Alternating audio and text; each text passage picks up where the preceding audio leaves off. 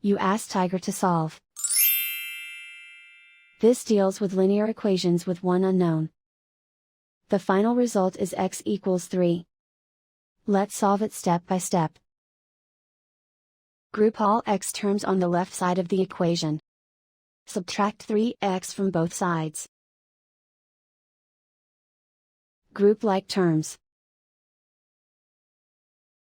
Simplify the arithmetic.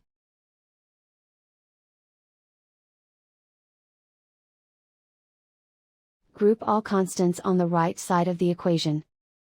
Add 9 to both sides. Simplify the arithmetic.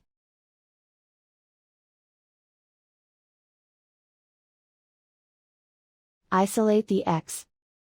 Divide both sides by 3. Simplify the fraction. Find the greatest common factor of the numerator and denominator. Factor out and cancel the greatest common factor. And so the final result is x equals 3.